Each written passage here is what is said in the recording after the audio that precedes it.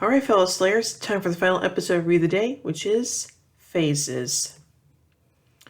Willow was increasingly frustrated that Oz shows no sign of wanting to get serious, not to mention physical, with her. Cordelia is frustrated with Xander because he keeps talking about Willow, even while making out in Sunnydale's Lover's Lane under a full moon. They are attacked by a werewolf that rips a hole in the car's roof. She also points out that there have been quite a number of attacks, though so far only animals have been killed. During high school gym class, we learned that at least 2 students have recently been bitten. Oz by a young cousin who doesn't like to be tickled, and Skull Macho Larry by a dog. Oh boy. After some research, Joss finds out that there is a werewolf is a wolf for 3 nights. The coming night, the full moon, would be the second.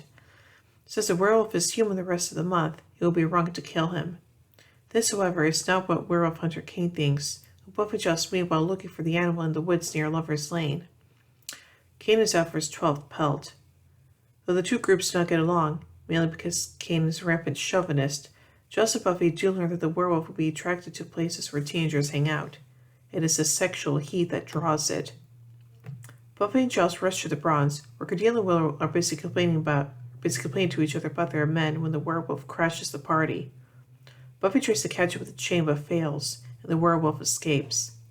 Kinshasa points out that it will be Buffy's fault if the werewolf kills anybody. Theresa Klosmeyer, one of the students that Larry was tormenting, is walking home late at night when she senses someone is following her. She begins to rush and is startled when Angel steps out in front of her. She's suspicious at first, but when he tells her that he's a friend of Buffy's, she allows him to walk her home. A body does turn up the next morning, Teresa's. Meanwhile, Oz wakes up in the forest, naked and confused after changing back from his werewolf state. Recalling the bite he got, he calls Emery and asks if his cousin Geordie is a werewolf. The answer is yes. Oz bursts in the library with the rest of the gang, trying to figure out what happened the previous night. Xander says that Larry is the most obvious suspect because of his dog bite, aggression, and excessive back hair. We confront Larry alone in the gym locker room. Xander tells him he's been there, referring to his brief stint as a hyena. It turns out that Larry is really hiding something, his homosexuality. Xander really helps Larry out of the closet, who was left with the impression that Xander is also gay. Back at the library, Buffy suggests to Willow that she might have to make the first move if she wants to speed things up with Oz. Buffy realizes that the reports of Teresa's body didn't mention any mauling. She and Xander get to the funeral home in time to watch her rise as a vampire. Teresa passes on greetings from Angel before Xander stakes her. Kane busies himself casting silver bullets in preparation for the hunt. Will takes Buffy's advice and visits Oz just before sundown. Oz is about to tune himself up but lets Willow in the house. Her rant about the mixed signals he is sending is interrupted by him changing into a werewolf. She flees out screaming, the werewolf in pursuit. Kane hears the wolf's cry and joins the hunt. The werewolf is distracted by a scent which Kane sets as a trap, and Willow escapes and then finds Giles and Buffy, who are about to start the hunt for Oz with a tranquilizer gun. All parties meet in a clearing in the forest. In the scuffle, it's Willow who shoots Oz, saving everybody. Buffy bends Kane's gun with her bare hands using her Slayer strength, rendering it useless, and tells him to leave Sunnydale. Kane balks, but wisely decides not to retort, and simply, and indeed hastily, departs Sunnydale for good.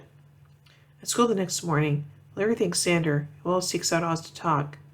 She points out that she is not fun to be around 3 days out of the month either, and she accepts Oz werewolf or human. Oz and Will share their first kiss, leaving Oz to say to himself, a werewolf in love. Aww. So now let's take a look at some continuity surrounding this episode.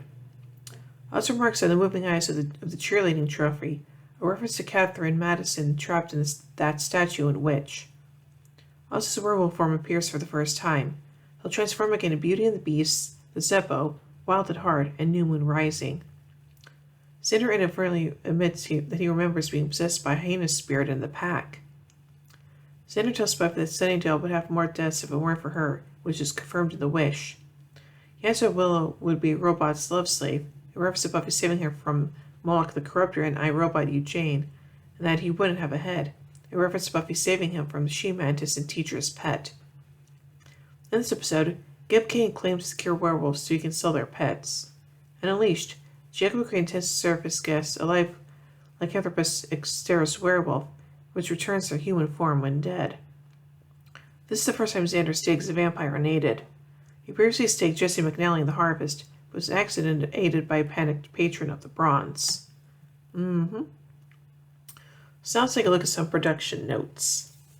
Brian Oxon states in the DVD commentaries that this episode is viewed as the first in a Willow/Oz trilogy, followed by Wild at Heart and New Moon Rising.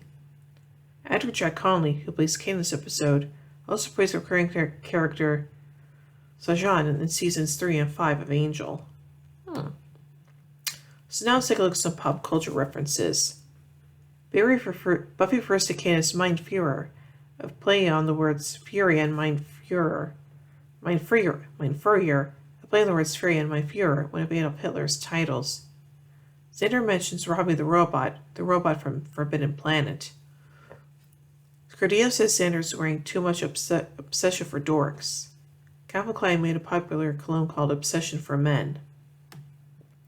And now let's take a look at some goofs. Willow's running away from Oz through the woods. She falls over and dungarees get muddy. In the ensuing shots, the one in her trousers repeatedly appears and disappears. Kane uses a Bunsen burner with the collar closed to melt the silver from his bullets. Evoling for cinematic time compression, raising that much silver to its melting point of 962 degrees Celsius with a small burner fueled by chemical gas would take it far too long for him to have sat there holding the little crucible on a stick that he uses, especially when we see just how many bullets he appears to have made in this session. Giles is in the library, his glasses repeatedly disappear and reappear between shots.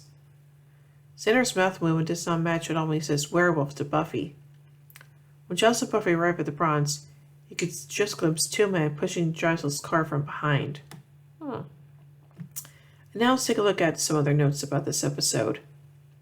Rob Desautels stated in the Monster book, Faces is one of my favorite episodes of the 5-Way Road. Oz just has an ability to pinpoint what's going on and make it sound absurd. I think there's a sweetness to him. Faces looks up to him and says, hi, and Oz says, that's what I was going to say. Nice.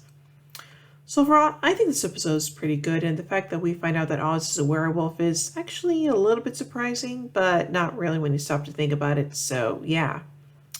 So overall, I give Faces 4 vampire stakes out of 5. When I tune in tomorrow as we take a look at the next episode, Bewitched, Bothered, and Bewildered. So, until then, here endeth the lesson.